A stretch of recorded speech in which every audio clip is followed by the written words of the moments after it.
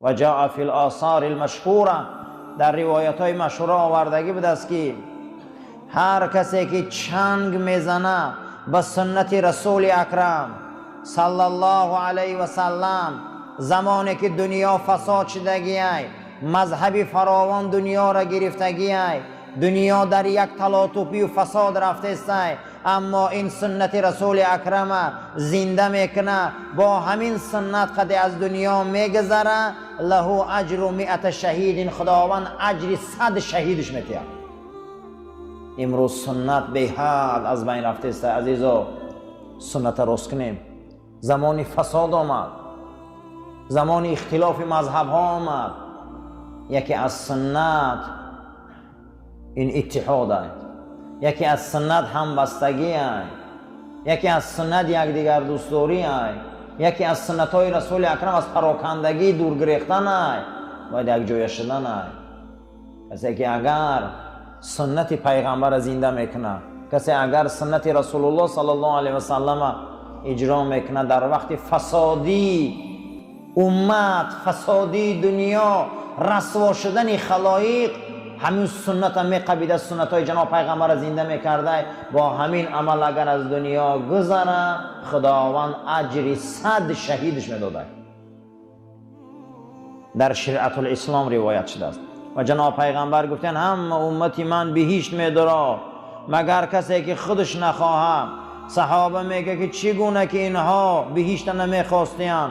پیغمبر فرمود کسی من اطاعت کنه بهشت میدره، کسی من نافرمانی کنه خودش بهشت نخواسته. کل عمل لیس علی سنتی فهو معصیه، روایت امام بخاری بوده است که هر کسی که چی کاری را پیغمبر گفتن میکنه و او با سنت من موافق نیست، او گناه کرده. امروز هر یک کارمون باید طبق سنت رسول اکرم کنیم. تویداری مونه، زنگیری مونه، دختر شوتهی مونه، نبیره بیاری مونه، معرکه ها مونه، مراسم مونه، باید طبق سنت رسول اکرم کنیم. هر کسی که اگر به طبق سنت پیغمبر نمی کرده، امام بخاری را حدیث رقمی 8270 بود است که 7270 جلد دوم، کسی که سنت پیغمبر در عملش تغییر راست نمی کرده وای عملش معصیت بوده، وای گناه کرده است. ممکن که در بسیاری همین سرتراشی های ما گناه باشه، در بسیاری همین ریش تراشی های ما ممکن گناه باشه، ممکن در بسیاری همین لباس پوشی های ما گناه باشه. باید ما یک مراتبه سنت رسول اکرم بینیم. آخی سنت چی میگه؟ آیا سنتش راضیه؟ راه و رویشش راضیه دمی رفتار کردار ما؟ در دیگر روایت آوردگی بوده است جناب پیغمبر صلی الله علیه و سلم که هر کسی که عملش اگر زید سنت من کنه، فردا همون عمل گریبانش در قیامت میگیره و جهنمش میبره.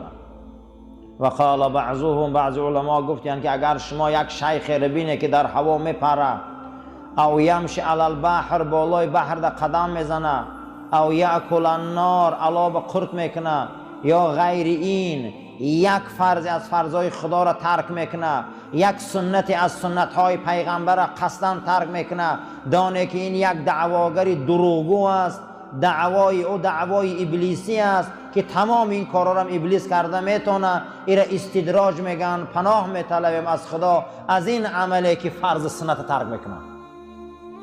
ایره گو جادوگرام کرده میتونه، ایره ابلیس هم کرده میتونه. ایره شما پاک بودن و بزرگ بودنش از کجا میفهمی؟ رعایه سنت رسول اکرم.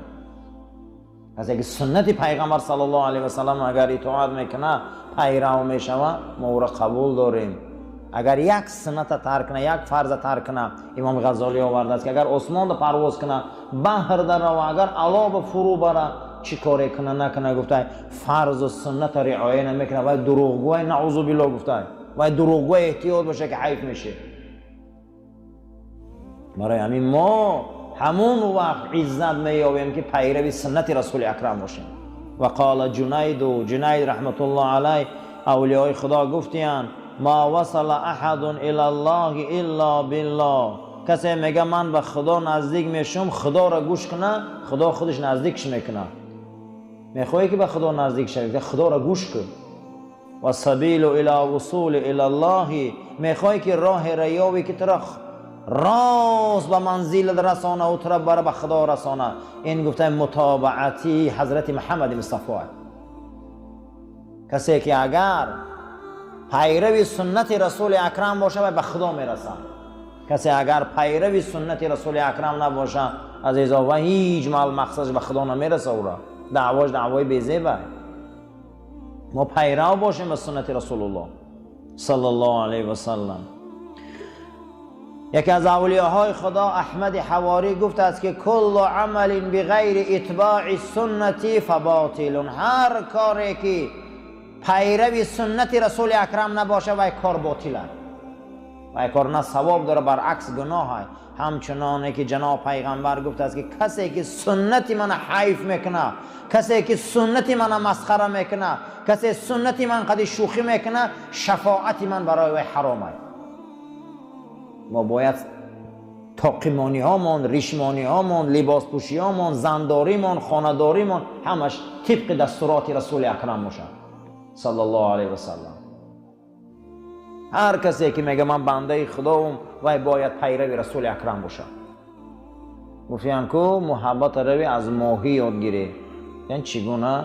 گفته ای آو جداش میکنی میمره. همین خیلی در آو محبت داره که همین بیرون پرتاشه دیگه جان پلاسی میکنه. بنده به خدا رنگ ماهی به آب. آدم وقتی ای خدا و رسولش دور میکنه باید رنگ ماهی شود.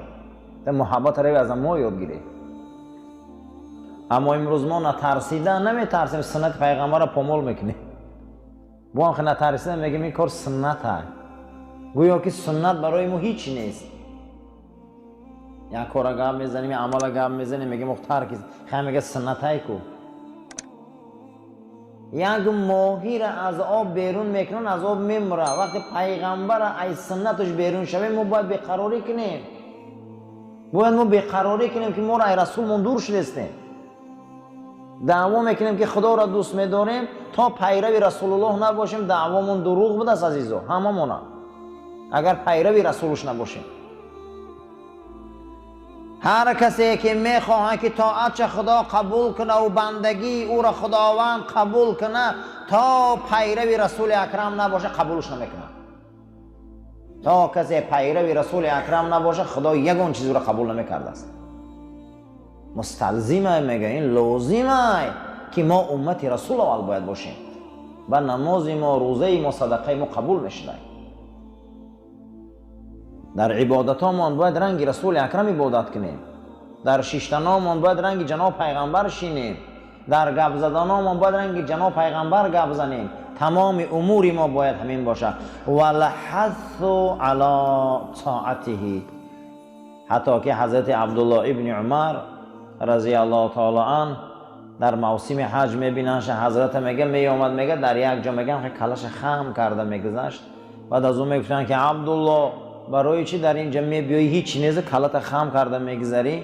میگو در زمانایی که ما مدینه آمده بودیم در همینجا خرما بود، پیغمبر خدا میامد نوده های خرما کشال بود و تگ همین نوده ها حضرت سرشان خم کرده میگذشتن و میگفتن که آخی حاضر خرما نیست که ما بریده پرت گفتن تازه آخی چی سرت خم میکنی؟ گو پیامبر همینجا دیدگی هم خیلی کردگه همینجا میبیام نمیخواهم که خلاف رسول باشم. اما پیامبر همون وقت کردگی بود میگه همون تمام میگه سرش خم کرده میگذشت با وجودی که خرما وجود نداشت. صحابه این گونه بود که سنت رعایت میکرد. طاعت، عبادت، همه کار مونده باید تشنه سنت رسول اکرم باشیم.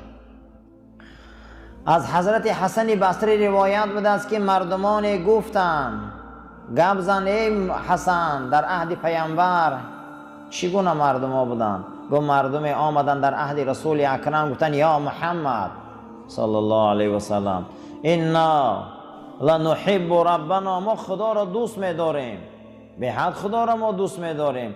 همین گپ گفتند که خداوند همین آیه مبارکه راضی کرد و نازل کرد این کنتم تحبون الله، مردم شما خدا را دوست می‌داره تا حبیبی من پیرو نباشه دوستداریتون دعوا ندارد. مردم آمدن که ما خدا را دوست می‌داریم، ما پروردگار را دوست می‌داریم. این کنتم تحبون الله، شما گفتید که ما خدا را دوست می‌داریم، بله فتبعونی، من پیرو میشه. با خدا را شما دوست می‌دارید، من پیرو نشوه، دوستداریتون حالی دروغه. دوستداری خدا در پیروی رسول اکرم ده. از بشر حافی روایت بده است که گفت دیدم پیغمبر در خوابم صلی الله علیه و سلم. جناب پیغمبر در خوابم دیدم، گفت یا بشر، ای بشر، اتدری بما رفعک الله من بین اقرانک، میدونی بشر که کدام و خداوند را در جامعه آبرو میتیه؟ گفتم نه یا رسول الله. گفت یکم خدمت آدمای صالح کن، تمام برادرات نصیحتی در راه خدا کن، محبت کن فقط در تمام دوستات و پیروی اهل سنت من باش و پیروی اهل سنت من باش و پیروی سنت من باش. اگر این کار کنی خداوند تر در بین تمام جامعه سربلند میکنه. سربلندی در خدمت دوستای خدا بوده، سربلندی در نصیحتی به توفیقا بوده است، سربلندی در پیروی سنت رسول اکرم بوده صلی الله علیه و سلم. قال رسول صلی الله علیه و سلم، حدیث امام ترمذی حدیث روایت کرده است، پیغمبر خدا فرمودند من احیا سنتی فقد احبنی و من احبنی کان معی یوم القیامت فی الجنه. پیغمبر فرمودند کسی زنده میکند سنت منه او مرا دوست میداره، کسی من دوست میداره او همراه من روز قیامت در بهشت است. کسی که سنت رسول اکرم دوست میداشته او را زنده میکرده او رفیق رسول اکرم در بهشت میدین. خشا به حال انسانهایی که سنت زنده میکنن، خشا به حال انسانهایی که اندامهاشون رنگ اندام رسول اکرم میکنن، خشا به حال انسانهایی که محبتشان رنگ محبت صحابه میکنن نسبت رسول اکرم. یحببکم الله، تا من پیرو نشوی خدا شما را دوست نمیداره. پیغمبر خدا ملاکی دوستداری خدا بوده است. یخته که آدم سحر ماشین هوی میکنه کپاچه و هم روغن بینکش میبینه اول ملاک داره، چنک داره که روغن پسته یا بالا و پایان، تا انمو چینک دنده رسه ما ماشین حرکت داده نمیتونیم. چینک محبت خدا را دعواش این پیروی رسول اکرم ده. تا پیروی رسول الله نباشه هیچ کس دعوا نکنه که من خدا را دوست میدارم. تا پیروی رسول اکرم صلی الله علیه و سلم نباشه هیچ کس گفته نمیتونه که خدا من دوست میداره. شرط انا همین بوده است که من نغز میبینه مرا دوست میداره، من پیرو میشه به خدا شما را دوست میداره. تا من پیرو نباشه خدا شما را دوست نمیداره. اعلم، بدان ای بنده، ای رفیقی عزیز، ای مسلمانی محترم، خدا تو را رحم کنه، خدا تو را رحمت کنه. این که محبت بنده از برای خدا و محبت بنده از برای رسول معنیش همین طاعت است. معنیش چی بوده؟ طاعت. نمازاتو در وقتش میخونی، روزه را در وقتش میگیری، از حرام پرهیز میکنی، اطاعت خدا و رسولش میکنی، سنت را پیرو میشی، انا همین را اطاعت میگفتیم. و اتباع و پیروی امر خدا و رسول، محبت خدا میکنی، محبت رسول میکنی، بندگیت اثبات میکنی و خداوند برای ما نعمتاش ارزانی میکنه و مغفرت چرایی میکنه. کسی نماز نخونه دعواش دروغ است، کسی روزه نگیره دعواش دروغ است، کسی که اگر حلال خدا را حلال ندانه، حرام خدا را حرام ندانه دعواش دروغه و هیچ مال نگوه که من خدا و رسول دوست میدارم. این دعواش اساس نداره. اساس دوستداری خدا پیروی رسول اکرم ده صلی الله علیه و سلم. تا کسی پیروی جناب پیغمبر صلی الله علیه و سلم نباشه دعواش برادر باطله. کسی نمازش نخونه و مسلمانیش پره نیست، کسی جمعهش نخونه و مسلمانیش پره نیست. کسی رمضان مبارک روزه نگیره و مسلمانیش پره نیست. هیچ محل دعوای این گونه آدمو نمیگذاره، دعواشون قبول نیست اینا را. قیل العبد اذا علم ان الکمال الحقیقی لیس الا لله. برادر، امروز ما میگیم که آدم کدام وقت پره میشود؟ پرگی در درگاه خدا بوده. کدام وقت آدم پره میشده؟ همون وقتی که درگاه خدا بیاید. غیر درگاه خدا یگانجا پرگی نمیداده مادر. ایمانی پره درگاه خدا ده، قناعتی پره، راضی بودن، همه چیزی پره این درگاه پروردگار ده. غیر درگاه دیگه از دیگر جمعه او را نمیابیم. هر آن چیز اگر پرگی را مینداری را خودش و ای نفس خودش و او هیچ محل ایمانی پره نداره. بسیاری ما میندار این کار خمون میشیم، بسیاری ما میندار از این حرکت خودمون میشیم. نه عزیزا، سرچشمه همه کار ما مسلمانیم از خدا. ما تینده باید خدا را دانیم، گیرنده باید خدا را دانیم، سازنده باید خدا را دانیم، سوزنده هم باید خدا را دانیم. دیگر هر چیزی که هست بعد اینه. ما مسلمان ها همین عقیده را داریم. کاملی درگاه خدا ده. هیچ کس محبت حقیقی را غیر ای درگاه خدا از هیچ کس طلب کردن نمیتونه. پدر را محبت میکنی یه روز از بین میگذره، مادر را محبت میکنی یه روز از بین میگذره، فرزند را محبت میکنی یه روز از بین میرود. تمام محبت ها میشکنن نیست میشن، اما محبت خدا پایدار میمونه.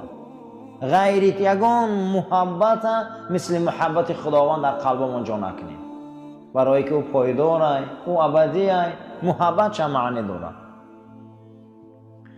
از همین جهت بنده وقتی میخوایی که طاعت کنی، وقتی میخوایی که رغبت به سوی طاعت کنی، میخوایی به سوی خدا نزدیک شوی، چقدر محبت روشن کن. محبت چیکار کن؟ روشن کن. کسی پیرو رسول الله نباشه دعواش دروغ بوده است. من هم باشم، کسی هم که باشه عزیزم. اللهم ربنا تقبل منا انك انت السميع العليم و تب علينا انك انت رؤوف الرحیم. پروردگار این روز برای ما مبارک گردان و ما را پیرو به سنت رسول اکرم صلی الله علیه و سلم کردن نصیب گردان و توفیق ده. ما را از آفت بلا کلفت نگهبان باش. پروردگار گذشته ها و عزیزای ما را قبراش پر نور و روحاشون شاد گردان و این جمعیت هم گذشته ها دارن. خدای گذشته هاشون قبراشون پر نور، روحاشون شاد گردان. چگونه که ما یک نان خیر دادیم به ارواح گذشته ها، پروردگار گذشته های بنده را و گذشته های شما را همش در این روز مبارک رحمت قبراشون پر نور و روحاشون شاد گردان. برزخاشون آباد و اعمالای نیکشان مونس قبرشان گردان برحمتک یا ارحم الراحمین. بعد نماز شام تمام شدن عزیزا گذری در همینجا یک نان صدقه داده گشته. همتون خیر در حق گذشته های بنده دعای خیر کنی و تمام گذشته ها در حقشان دعای خیر کنی. سلام علیکم و رحمت الله.